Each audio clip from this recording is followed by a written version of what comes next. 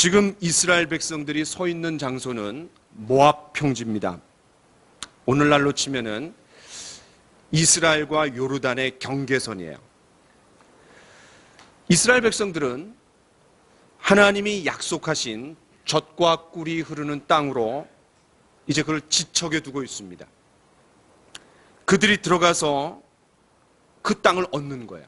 그런데 그 땅은 그냥 단순한 땅이 아닙니다. 하나님의 나라가 세워져야 할 땅입니다. 그냥 인간적인 나라, 물리적인 나라, 가시적인 나라가 아니라 하나님의 나라가 세워져야 될 땅이기 때문에 중요해요. 그 하나님의 나라는 절대로 관념 속에 갇혀 있는 나라가 아닙니다. 실제 눈에 보이는 물리적인 나라입니다. 그러나 물리적이고 가시적인 나라 그 이상입니다. 왜냐하면 하나님의 나라이기 때문에. 구체적인 시 공간 안에 세워지는 그런 나라였습니다. 그래서 예수님께서도 주기도문에서 뭐라고 말씀하셨어요? 나라가 임하옵시며 뜻이 하늘에서 이루어진 것처럼 어디에서도 이루어진다? 땅에서도 이루어진다. 그렇습니다. 하나님의 나라는 절대로 관념 속에 보이지 않는 그런 나라가 아니에요. 이 땅에 우리가 발을 딛고 살아가는 이 땅에 물리적이고 가시적으로 세워져야 되는 땅입니다. 이스라엘이 가나안 땅에 그런 하나님 나라의 건설을 코앞에 두고 있었듯이 저와 여러분도 굉장히 중요한 그런 시기에 있는 것 같아요. 우선 2019년이 힘차게 시작이 됐습니다. 물론 한 20여일 좀 지났지만 겨우 한 달도 안 지났어요. 10분의 1도 안 지난 거잖아요. 그렇죠? 예. 앞으로 지나간 시간보다 훨씬 우리가 살아가야 될 2019년이 더 많습니다. 또 교회적으로 볼 때도 굉장히 중요합니다. 지난해에는 우리가 이제 서로 적응하는 시기였다면 올 한 해를 어떻게 보내느냐 이게 굉장히 중요한 것 같아요. 모르는 사람이 어디 있어요. 그렇죠? 잘 안정돼서 체계가 잡히고 이 성장의 기틀을 마련해야 되는 아주 중요한 시기입니다. 또 우리 각자의 삶을 생각해 보더라도 여러분들 어떤 분들은 결혼을 해갖고 가정을 꾸릴 사람도 있고 어떤 분들은 직장을 새로 얻어야 될 사람도 있고 또 어떤 사람들은 사업을 새롭게 시작하는 사람도 있고 또 어떤 사람들은 건강이 잘 회복돼야 되는 사람도 있고 새로운 출발을 해야 되는 그런 다양한 그런 기로에 놓여져 있습니다. 이 전환기에 있는 이스라엘이나 우리나 크게 다를 바가 없습니다. 이 대전환점에 있는 이스라엘을 향해 이 모세는 특별한 시간을 가진 거예요. 그게 바로 신명기입니다. 장차 하나님이 통치하시는 한 나라를 이루어야 할 그들에게 영적으로 정신적으로 준비시키는 시간이 바로 그 모압 평지에서의 시간입니다. 그런데 저는 최근에 이제 이 신명기를 읽으면서 요 6절부터 8절까지 저의 시선을 확 사로잡았어요. 뭐 때문에 시선이 확 사로잡혔냐면 큰 나라 때문에. 큰 나라. 여러분 이 6절부터 8절까지 큰 나라가 몇 번 나오게요? 별로 의식 안 하고 읽으셨죠? 네, 3번 나옵니다. 3번. 오늘 저는 이 큰 나라에 대해서 좀 얘기를 나누려고 해요. 첫 번째는 이 큰 나라는 하나님의 꿈입니다. 하나님의 드림입니다. 오늘 읽은 본문을 우리가 굉장히 주의해서 봐야 되고 여러분 오늘 제가 하는 이 나누는 내용을 잘 이해했으면 좋겠어요. 정말 잘 이해했으면 좋겠어요. 그래서 제가 특별히 저기다가 녹음을 잘 해놓으라 그랬어요. 왜냐하면 여기 모여있는 사람들만 이해할 뿐만 아니라 우리 모든 성도들이 같이 잘 이해하기를 원했어요. 자, 여기 큰 나라에다가 한번 동그라미 한번 쳐보세요. 큰 나라. 자, 6절에도 큰 나라 사람은 과연 지혜와 지식이 있는 백성이로다. 그 신이 가까이 함을 얻은 큰 나라가 어디 있느냐. 7절에 8절에 그 규례와 법도가 공의로운 큰 나라가 어디 있느냐. 여기서 말하는 큰 나라는 단지 크기가 큰 big nation이 아닙니다. 제가 영어로 찾아봤어요. big이라는 말을 쓰지 않고 great라는 말을 썼습니다. great. 크고 위대한 나라라는 거예요. 여러분 어느 이 지구상의 어느 나라가 이스라엘만큼 조그만 나라가 어디 있어요? 경상도 크기만한 조그만 나라입니다. 땅덩어리로 보나 뭐 여러 면으로 보나 조그만 나라입니다. 그런데 하나님이 젖과 꿀이 흐르는 그 땅으로 그들을 인도하실 터인데 그 땅은 단순한 땅이 아니에요. 그 땅에 하나님 나라가 세워질 건데 Great Nation이에요. Great Nation. 큰 나라라는 거예요. 크고 위대한 나라예요. 하나님은 이 가나안 땅에다가 당신의 크고 위대한 나라를 세우기를 원하시는 거예요. 그 나라가 하나님의 꿈이었습니다. 그런데 이 꿈은 하나님이 창세전부터 가지고 계신 꿈입니다. 그 창세전부터 가지고 계신 그 꿈이 가장 먼저 펼쳐진 곳이 어디냐면 창세기 1장과 2장입니다. 찾아보진 않겠지만 여러분 머릿속으로 한번 생각해 보세요. 다 아는 내용입니다. 여러분 창세기 1장과 2장에 보면 하나님께서 천지를 창조하시고 당신이 갖고 계셨던 마음속에 있었던 그 드림, 꿈이 드러납니다. 그 하나님 나라의 청사진이 펼쳐집니다. 자, 여러분 한번 퀴즈를 내보겠습니다. 나라가 이루어지려면 세 가지 요소가 반드시 필요해요. 어떤 거죠? 국민, 그 다음에 땅, 그 다음에 주권입니다. 자, 요 세 가지 관점을 가지고 창세기 1장과 2장을 한번 생각해 보세요. 자, 국민은 누굽니까? 아담과 하와죠. 그 외에는 없잖아요. 생육하고 번성하라. 그 명령을 받은 아담과 하와입니다. 결국은 이 아담과 하와를 통해서 많아질 거예요. 그 다음에 땅은 어디입니까? 예, 에덴 동산이에요. 왜냐하면 그 두 사람이 발 붙이고 살아가는 곳이 에덴 동산이에요. 그런데 생육하고 번성하라는 명령에 순종하면 어떻게 되겠어요? 에덴 동산의 지경을 뛰어넘어서 하나님이 창조하신 온 지구가 가득 차겠죠. 자, 그러면 이제 세 번째 뭐가 필요하죠? 주권입니다. 주권이 뭐야? 어디 나와 있어요, 주권이? 주권이 어디 나왔습니까? 주권은 법으로 표현됩니다. 그렇죠? 그래서 하나님의 법이 통치 원리가 나와 있는 곳이 어디냐면 저 유명한 창세기 2장 16, 17절 우리를 괴롭히는 구절 선악을 알게 하는 나무 열매를 먹지 말아라. 이게 하나님의 통치 원리예요. 이제 여러분 제가 이걸 조금만 설명하면 여러분이 그동안 갈등했던 것들이 잘 해결될 수도 있어요. 자, 무슨 말이냐면 동산 중앙에 있는 선악을 알게 하는 나무의 열매를 먹지 말아라. 이것 때문에 얼마나 많은 사람들이 갈등합니까? 이것 때문에 여러분 문제의식을 가져보지 않은 사람 아무도 없을 거예요. 저도 마찬가지입니다. 도대체 이거 만들어갖고 그냥 먹지 말라고 했을까? 먹지 말라고 하면 더 먹고 싶은데. 그렇죠? 왜 하나님이 굳이 만들어갖고 인간을 죄짓게 만드나? 하나님 탓도 해보고 막 이리저리 머리를 막 굴려봅니다. 그런데 이런 면에서 한번 생각을 해봅시다. 한 나라에 법이 있어요.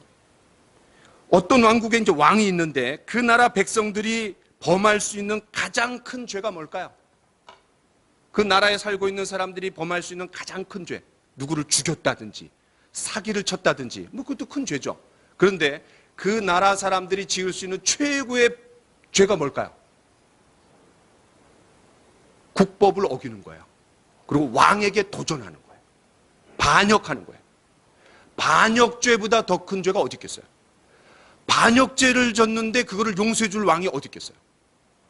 여러분 창세기 2장 16, 17절은 하나님의 나라라는 관점에서 보면은 단순히 아담과 하와가 에덴 동산이라는 환경 속에서 하나님과 게임을 하다가 실수로 그 게임의 규칙을 어긴 정도가 아니에요. 그냥 단순히 그것을 내가 먹지 말라고 한 거를 어떻게 그냥 실수로 먹었다. 이게 아니에요. 실수도 아니에요. 사실 의도적으로 먹은 거예요.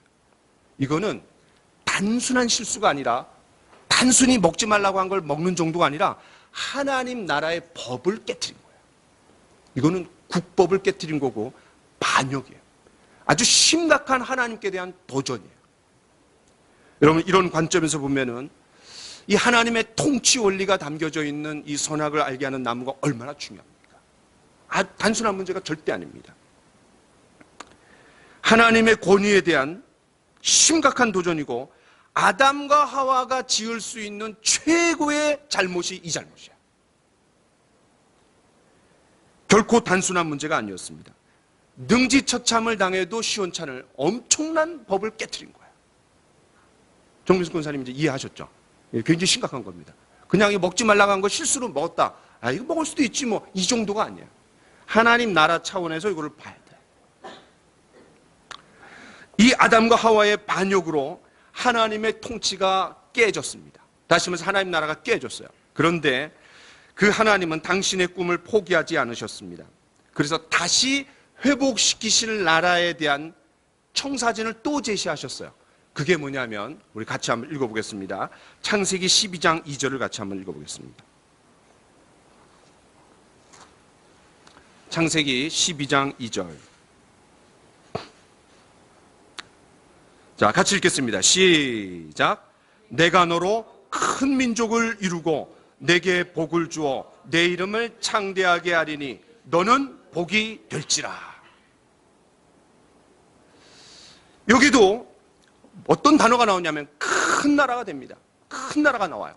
근데 이 큰 나라가 Great Nation입니다. 똑같이 Great Nation이에요. 크고 위대한 하나님의 나라라는 뜻입니다. 믿음의 조상 아브라함을 통해 하나님이 큰 나라를 이루기를 원하신 거예요. 아브라함에게 주신 복을 온 세상으로 흘려보내기를 하나님이 원하신 거예요. 그래서 뭐라 그러냐면 너는 복의 근원이 될지라 이렇게 말하는 겁니다. 하나님이 아브라함을 복이 많은 곳으로 보낸 게 아니라 복의 출발점이 되도록 하신 거예요. 더 나아가 뭐라 그랬냐면 하나님이 너를 축복하는 자에게는 축복하고 너를 저주하는 자에게는 저주하리니 땅의 모든 족속이 너로 말미암아 복을 얻을 것이니라 그랬어요. 엄청난 약속입니다. 그런데 여기서 말하는 복이 뭘까요? 너를 축복하는 자에게는 축복하고 너를 저주하는 자에게는 저주하리니 땅의 모든 족속이 너로 말미암아 복을 얻을 것이니라. 여러분 이 말씀을 볼 때 뭐가 생각이 나야 되냐면은 발람이 저주를 하려고 했잖아. 그럴 때 하나님이 그냥 나귀의 입을 여셔서까지 그 저주를 막으셨어요. 왜 막으셨어요? 요 구절 때문에. 요 구절 때문에. 요거에 걸리는 거야. 왜? 하나님 이스라엘을 축복하기로 작정하셨기 때문에. 이해되세요? 또 아브라함의 실수로 사라가 누구한테 잡혀갔어요? 누구의 아내가 될 뻔했어요? 바로의 아내가 될 뻔했어요. 아브라함이 실수했어요. 그런데 누가 개입해요? 하나님이 개입하시는 거예요. 지금도 마찬가지입니다. 이스라엘은 단순한 이스라엘이 아니에요. 요 이스라엘이 조그만 나라지만 세계가 도와줍니다. 특히 미국이 도와줘요. 비호해줘요. 왜 그러냐면 이스라엘을 축복하는 나라 하나님 축복하시는 거예요. 그게 계속해서 유효한 거예요. 왜냐하면 종말의 때에도 이 이스라엘은 너무나 중요한 나라이기 때문에 그래요. 자, 어쨌든 여기서 말하는 복은 물질적이고 가시적이고 이런 복들도 물론입니다. 그런데 이 복을 잘 설명한 한 구절이 있습니다. 여러분 갈라디아서 3장으로 한번 가보겠습니다.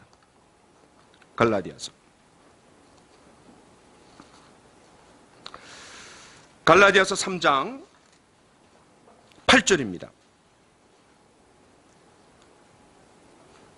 갈라디아서 3장 8절 시작. 또 하나님이 이방을 믿음으로 말미암아 의로 정하실 것을 성경이 미리 알고 먼저 아브라함에게 복음을 전하되 모든 이방인이 너로 말미암아 복을 받으리라 하였느니라. 굉장한 구절이에요.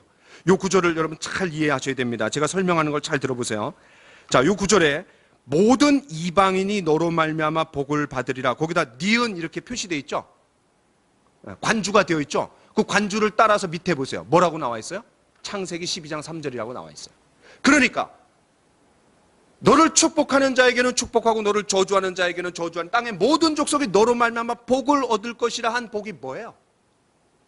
그 복이 뭐예요? 그 8절에 나와 있는 하나님이 이방을 믿음으로 말미암아 의롭다 하실 것. 다시 말해서 우리가 죄인인데 믿음으로 의로워지는 것. 구원의 복이야말로 하나님이 계획하신 최고의 복이라는 거예요. 그 복. 이해되셨어요? 근데 그 복을 아브라함에게 제일 먼저 알려준 거야. 믿음으로. 그래서 우리가 아브라함 뭐냐면 믿음의 조상이라 그래요. 그리고 여기 뭐라 그러냐면 성경이 이미 타락한 인간들을 믿음이라는 방법을 통해서 의롭다함을 받는 구원의 방법을 이미 알고 계셨기 때문에 이 성경은 하나님을 통해 갖고 그래갖고 아브라함에게 뭐라 했냐면 먼저 아브라함에게 복음을 전하되 아브라함에게 복음이 전해졌다는 거예요. 그게 무슨 말이에요? 아브라함이 믿음을 구사해 갖고 의로워진 사람이라는 거예요. 자, 그런데 이 복은 단순히 아브라함에게만 주어진 것이 아니라 우리에게도 주어져 있습니다. 자, 어디를 보냐면 우리 갈라디아 3장 29절을 읽어보겠습니다. 자, 같이 읽겠습니다. 시작. 너희가 그리스도의 것이면 곧 아브라함의 자손이요 약속대로 유업을 이을 자니라. 저와 여러분 중에 아브라함의 피가 섞인 사람이 어디 있어요? 아무도 없습니다. 그런데 왜 우리가 아브라함의 자손이 돼요? 믿음으로. 믿음으로 구원받은 아브라함처럼 우리도 믿음으로 의롭다함을 받는 거예요. 예. 자, 그런데 아까 첫 번째 하나님이 계획하신 그 나라에도 통치 원리가 있었어요. 그런데 하나님 나라가 깨져갖고 아브라함을 통해서 펼쳐나가실 그 나라에도 통치 원리가 있습니다. 자, 그걸 우리가 좀 보려고 그래요. 창세기 18장입니다. 창세기 18장 18절 19절.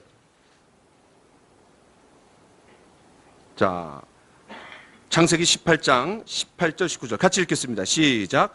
아브라함은 강대한 나라가 되고 천하 만민은 그로 말미암아 복을 받게 될 것이 아니냐. 자, 이거는 우리가 이제 다 이해했어요. 그렇죠? 큰 나라, great nation. 그 천하 만민이 아브라함을 출발점으로 삼아서 복을 얻는데요. 그 복은 믿음으로 말미암아 의로워지는 거예요. 자, 19절 같이 읽겠습니다. 시작. 내가 그로 그 자식과 권속에게 명하여 여호와의 도를 지켜 의와 공도를 행하게 하려고 어떻게 했대요? 그를 택하였나니. 그러니까 하나님이 아브라함을 택해갖고 큰 나라, great nation을 이루실 텐데 그 great nation, 다시 말해서 하나님의 나라가 이루어져가는 통치의 이념과 질서와 모습이 뭐냐? 여호와의 도를 쫓아서 의와 정의를 행하는 나라, 의와 공의가 있는 나라가 바로 하나님의 나라예요. 자, 이 창세기 18장이 있는 배경이 뭐냐면 소돔과 고모라 성에 대한 이야기가 있는 곳에 있습니다. 그리고 19장에 가서 하나님 50명, 45명, 40명, 30명, 20명, 10명. 그러니까 이 소돔은 뭐를 상징하고 있냐면 세상을 상징하는 거예요. 그 세상 가운데서 여호와의 도를 쫓아서 의와 정의가 하수같이 흐르는 그런 하나님의 나라가 이루어지기를 원하셨는데 그렇게 이루어지지 않는 거예요. 그러나 아브라함을 통해서 하나님이 계속해서 그 꿈을 키워나가시는 거예요. 자, 하나님은 이 아브라함을 택해서 큰 나라, great nation을 세우시려는 목적이, 그 기대감이 이 구절에 담겨져 있습니다. 뭐냐면 세상과는 다른 민족, 즉 하나님의 길과 그분의 가치 기준을 따라서 충실하게 살아갈 수 있는 하나의 민족이 나오기를 기대하시는 거예요. 이해되세요? 이것이 바로 애초에 하나님께서 아브라함을 선택하신 목적이었습니다. 그 선택에 대한 꿈과 기대감이 구체적으로 펼쳐진 가시적인 나라가 뭐냐면 그게 이제 이스라엘이에요. 이스라엘. 이해되시죠? 이스라엘. 자, 그러면 이제 출애굽기 19장으로 가보겠습니다. 출애굽기 19장 5절 6절을 같이 한번 읽겠습니다. 출애굽기 19장 5절 6절. 우리가 이제 여름 수련회 때도 우리가 좀 보고 암기하고 그랬던 건데 같이 읽겠습니다. 시작. 세계가 다 내게 속하였나니 너희가 내 말을 잘 듣고 내 언약을 지키면 너희는 모든 민족 중에서 내 소유가 되겠고 너희가 내게 대하여 제사장 나라가 되며 거룩한 백성이 되리라. 너는 이 말을 이스라엘 자손에게 전할지니라. 확실히 이스라엘이라는 물리적이고 가시적인 눈에 보이는 나라는 단순한 나라가 아니라는 걸 여기서 알 수 있어요. 왜냐하면 세계라는 전제를 깔았어요. 이스라엘을 만들어내는데 세계가 나올 필요가 뭐가 있어요? 그런데 하나님은 이스라엘을 제사장 나라로 세우기를 원하셨다라는 거예요. 다시 말해서 하나님과 하나님을 알지 못하는 사람들 사이에 그 제사장의 역할이 뭐예요? 제사장은 두 가지 방향으로 일을 하는 사람입니다. 먼저 하나님의 방향에서, 무슨 말이냐면 하나님의 율법을 이스라엘 백성들에게 알려주는 역할을 합니다. 또 하나님의 방향 속에서만 있지 않고 인간의 방향도 있는 거예요. 무슨 말이냐면 인간들이 하나님 앞에 드린 재물을 가지고 하나님 앞에 나아가는 사람이에요. 그러니까 하나님의 방향과 인간의 방향 그 사이에서 중간 역할을 하는 사람이 누구냐면 요 제사장이에요. 그러니까 여기서 제사장 나라, 이 말은 무슨 말이냐면 하나님과 하나님을 알지 못하는 세상 사이에서 중간 역할을 하라는 거예요. 아주 쉽게 얘기하면 중매자가 되라는 거예요. 복음의 중매자가 되라는 거예요. 여러분, 앞에 우리가 창세기 1장과 2장 그리고 창세기 12장, 18장 이런 배경을 깔고 보면 이게 좀 새롭게 보입니다. 자, 그런데 그 나라의 통치 원리가 뭡니까? 거룩입니다. 그래서 제사장 나라, 중간의 역할을 하는 나라지만 어떤 나라가 돼야 되느냐? 아브라함을 선택해서 여호와의 도를 쫓아서 의와 공의가 흐르는 그런 나라가 되기를 원하셨듯이 이 이스라엘 백성들이 거룩한 백성이 되기를 원하셨더라고요. 거룩한 백성. 여러분, 거룩이라는 게 무슨 말입니까? 거룩의 1차적인 의미가 뭐냐면 다름, 구별, 분리 이런 의미예요. 그러니까 다른 어떤 민족하고도 구별된 나라, 분리된 백성, 다름을 보여주는 백성이 되라는 거예요. 그런데 그 구별과 다름과 분리는 단지 영적인 측면, 종교적인 측면뿐만 아니라 정치, 경제, 문화, 사회, 교육 모든 분야를 아울러서 다름의 삶을 보여주라는 거예요. 그거를 가르쳐주는 게 뭐예요? 그게 율법이에요. 율법. 율법은, 하나님의 법은 단지 종교적인 면에서만 치우쳐져서 있는 게 아니에요. 정치, 경제, 사회, 문화 모든 영역을 아울러 갖고 다름의 삶을 살라는 거예요. 자, 그렇게 거룩한 백성으로 살아갈 때 세상의 한복판에서 이스라엘은 하나님이 꿈꾸시는 대안사회가 될 수 있는 거예요. 대조사회가 될 수 있는 거예요. 그렇죠? 왜냐하면 모든 세상이 너무나 악하기 때문에 하나님의 법과 하나님의 나라와 전혀 상관없이 살아가고 있기 때문에 바로 이것이 하나님의 꿈이고 하나님의 기대이고 하나님의 소원이었습니다. 그거를 가시적으로 이루도록 하나님은 하늘나라의 모델하우스를 또 제시해 주셨어요. 여러분, 우리가 아파트에 들어가려면 모델하우스가 필요하잖아요. 그래서 그 모델하우스가 뭐냐면 성막이에요. 하늘나라의 모델하우스. 멋있는 표현 아닙니까? 자, 이런 배경을 깔고 이제 우리가 신명기 4장으로 다시 와보겠습니다.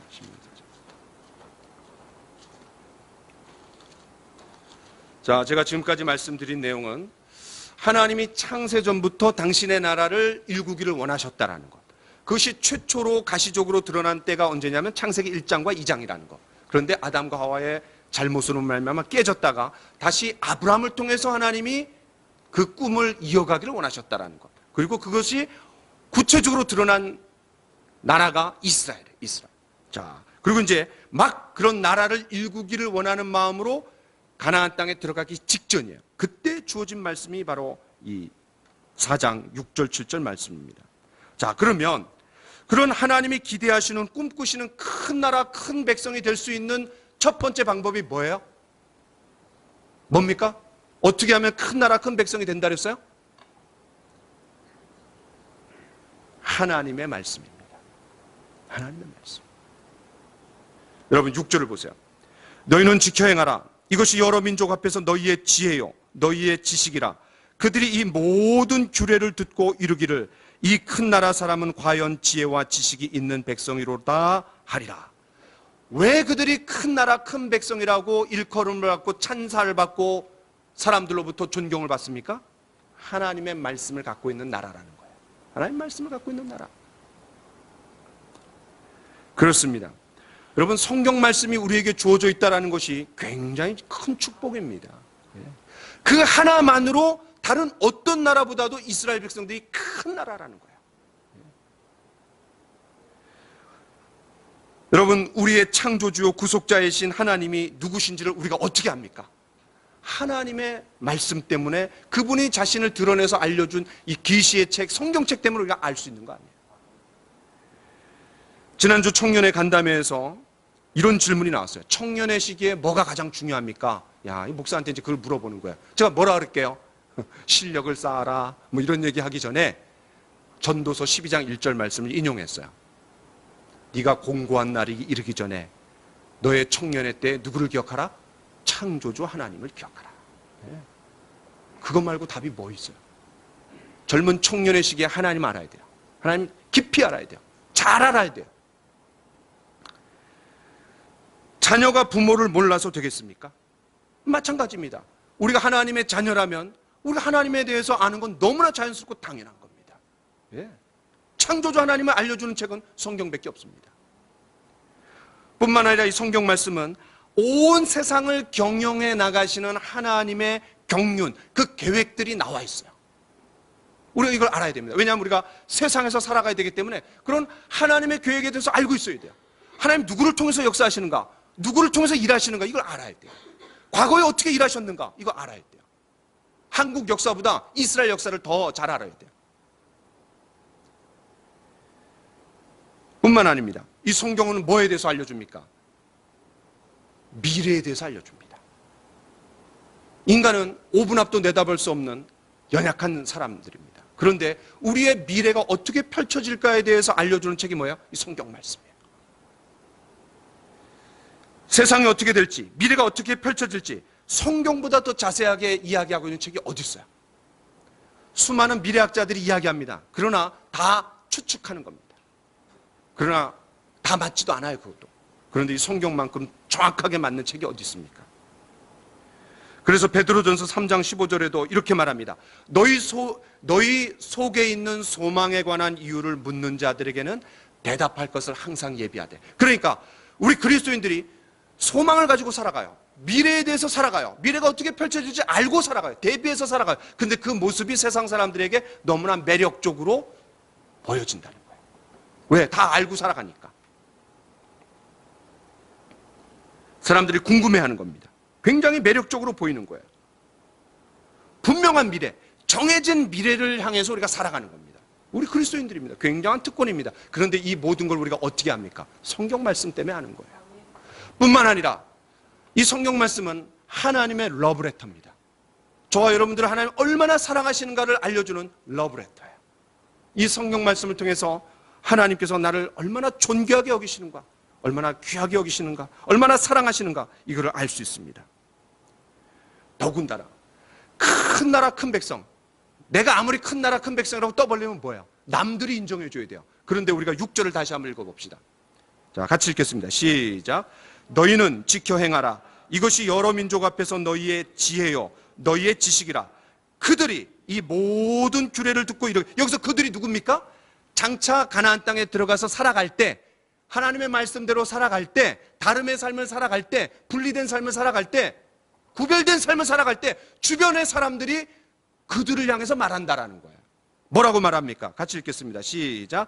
이 큰 나라 사람은 과연 지혜와 지식이 있는 백성이로다 하리라. 무슨 말입니까? 이야, 얘네들 우리랑 다르네. 보통 애들이 아니네. 뭔가 있네. 이야, 쟤네들 안정감이 있네. 소망이 있네. 여유가 있네. 왜 여유와 왜 소망이 있습니까? 왜 안정감이 있습니까? 미래를 다 알고 살아가는데 안정감이 있는 게 당연한 거 아니에요?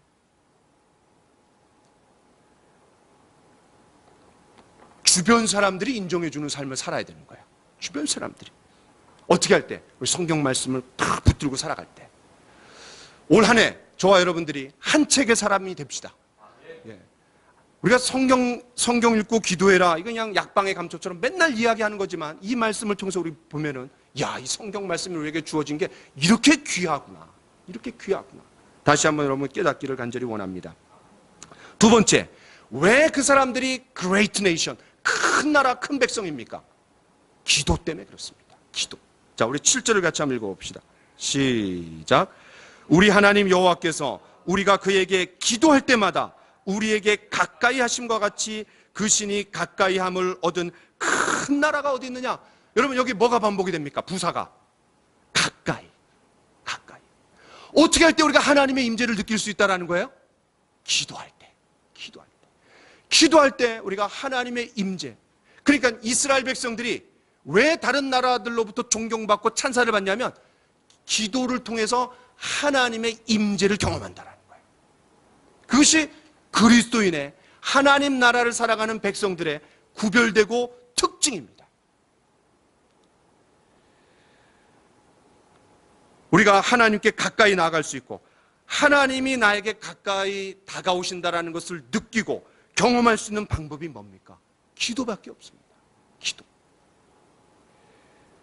왜냐하면 그 기도를 통해서 하나님께서 나에게 귀 기울이시고 나에게 관심을 갖고 계시다는 것을 내가 알기 때문에 그렇습니다. 다른 것들은 부인할 수 있습니다. 그러나 하나님이 내 기도에 들으시고 응답하신 사건은 부인할 수가 없습니다. 때문에 그리스도인들은 간증이 있습니다. 내가 기도했을 때, 하나님 앞에 씨름해서 기도했을 때 하나님이 들으시고 응답하신 간증이 없는 사람은 엄밀히 말하면 그건 그리스도인이 아니에요. 여러분, 큰 나라, 큰 백성의 특권은 하나님의 임재입니다. 근데 그 하나님의 임재가 기도할 때 주어진다는 거예요. 기도할 때. 저는 우리 교회에 최근에 이렇게 예수님 믿고 이제 오시게 된 조미정 씨가 있습니다. 여러분 잘 아실 거예요. 조미정 씨가 굉장히 어려운 상황 가운데 있습니다. 그분이 우리 부부와 또 우리 이경미 사모님을 집으로 초대했어요. 그래서 이제 방문했습니다. 그 딸이 어려움 가운데 있잖아요. 지은이가 있어요. 지은이가 저한테 이제 물었습니다. 목사님, 기도하면 진짜 하나님이 들어주세요? 야, 그런 질문을 하는 거예요. 그래서 제가 뭐라 하냐면, 지은아, 목사님은 기도 응답을 받은 것들을 생각하면 하나님이 계시다는 걸 분명히 알고 하나님 반드시 기도하면 들어주시지 않은 게 없단다. 그렇게 얘기했어요. 그리고 이제 지은이가 좀 아프니까 제가 뭐라 하냐면, 지은아, 내가 허리가 아파갖고 5년 동안 고생했는데 하나님 고쳐주셨어. 그리고 이제 얘기를 했어요. 그리고 이제 뭐라 하냐면, 그래 지은아, 너는 마음속에 어떤 소원이 있니? 뭐를 기도하고 싶니? 그랬더니 지은이가 뭐라 하는 줄 아세요? 남자친구가 있었으면 좋겠어. 야, 확실히 여자야. 20살 여자애야. 그렇죠?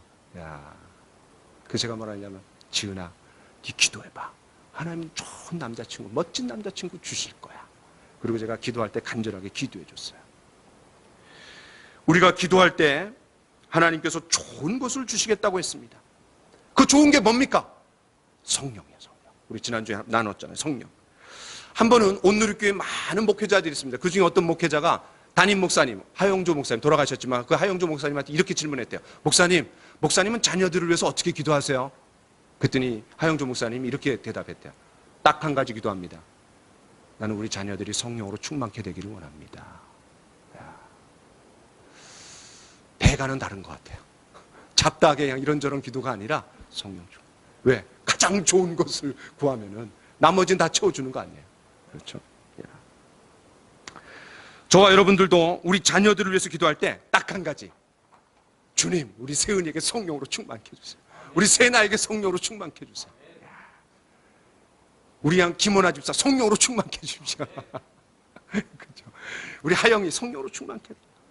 우리 에스터 성령으로 충만케 해달라고. 우리 찬규 성령으로 충만케 해달라고. 낳는 것도 중요해요. 그런데 성령으로 충만케 되면 다 극복이 되는 것 같아요. 그렇습니다. 기도할 수 있는 게 얼마나 큰 특권입니까? 기도할 수 있는 게. 그래서 우리가 때를 따라 돕는 은혜를 얻기 위하여 어디 앞에 나아가라 그랬어요? 은혜의 보좌 앞에 나가라 그랬어요. 여러분, 보좌는 왕이 있는 곳입니다. 왕을 어떻게 함부로 만납니까? 자기가 원할 때 나갈 수 있습니까? 아닙니다. 그런데 우리는 때를 따라 돕는 은혜를 얻기 위하여 은혜의 보좌 앞에 담대히 나갈 수 있다고 얘기하고 있습니다. 그렇습니다. 큰 나라 큰 백성은 기도를 통해서 하나님의 현존을 확보하는 사람들이 바로 큰 나라 큰 백성들입니다. 2019년 저와 여러분들이 이런 큰 나라 큰 백성이 되기를 간절히 축원합니다. 만약에 기도하지 않는 사람이 있다면 그 사람은 자기 방법, 자기 지식, 또 자기 지혜, 그거를 의지하는 사람입니다. 어떤 면에서 기도하지 않는 사람은 저는 하나님을 믿지 않는 사람이라고 생각이 돼요. 어떻게 하루에 한 번도 기도하지 않는 사람이 있습니까? 그 사람은 하나님을 신뢰하는 사람이 아니라 자기 자신을 더 신뢰하는 사람이에요. 자, 세 번째. 왜 이스라엘 백성들이 큰 나라 큰 백성입니까? 공의 때문에 그렇습니다. 공의. 우리 8절을 같이 읽겠습니다. 신명기 4장 8절 같이 읽겠습니다. 시작. 오늘 내가 너희에게 선포하는 이 율법과 같이 그 규례와 법도가 공의로운 큰 나라가 어디 있느냐. 하나님이 세우실, 가나안 땅에 세우실 그 가시적이고 물리적인 나라, 그러나 큰 나라. 첫 번째는 하나님의 말씀 때문에 큰 나라고, 두 번째는 하나님께서 기도할 때 가까이 다가가 주시기 때문에 큰 나라고, 세 번째는 그렇게 그 하나님의 말씀대로 살아갈 때 공의로운 나라가 된다라는 거예요. 공의로운 나라, 정의로운 나라. 제가 몇 가지 예를 들어보겠습니다. 이 하나님의 나라 이스라엘은 기본적으로 인권을 중시하는 나라입니다. 여러분, 요새 우리가 창세기, 출애굽기, 레위기, 민수기, 신명기, 여호수아, 사사기를 읽으면서 여러분이 여러 개 발견했을지 모르겠어요. 종으로 일합니다. 그러나 7년이 되면 풀어줘야 됩니다. 이 지구상에 그런 나라가 어디 있습니까? 지금으로부터 4,000년 전에 그런 적이, 한 번 종은 끝까지 종이에요. 7년이 되면 풀어줘야 됩니다. 그 다음에 모두에게 땅이 주어졌습니다. 그럼 우리가 가난해지면 땅을 팔 수도 있습니다. 그러나 50년째가 되면 땅을 다시 돌려줘야 됩니다.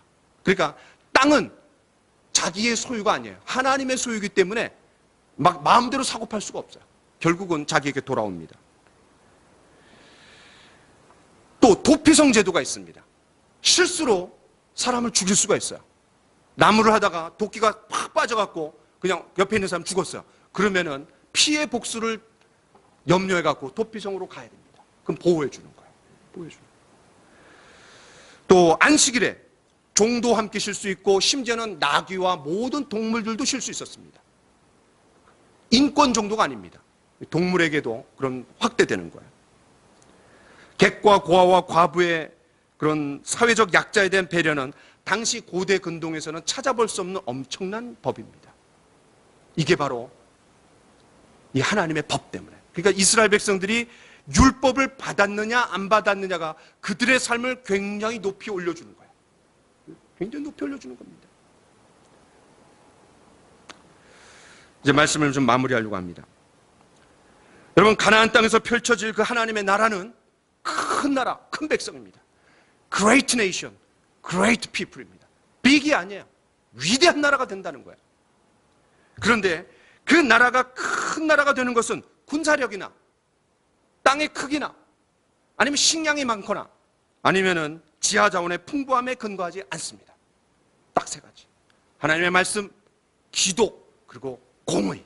요 세 가지 때문에 큰 나라가 된다는 거예요. 이스라엘이라는 국가가 갖는 그 위대함이 요 세 가지 근거 때문에 그렇습니다. 그런데 심각한 문제가 생깁니다.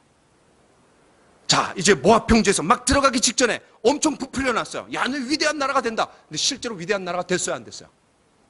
안 됐습니다. 안 됐어요. 하나님 말씀 붙들고 기도하고 공의로운 나라를 세우려고 했는데 왜 안 돼요? 왜 그레이트 네이션이 안 됐습니까? 왜 안 돼요? 정면수 권사님, 왜 안 돼요? 왜 못 됐어요? 실제로는 그들이 못 지키고 아시리아와 바벨론의 포로로 잡혀가고 나라를 잃었습니다. 그레이트 네이션 되기는커녕 포로로 잡혀갔어요.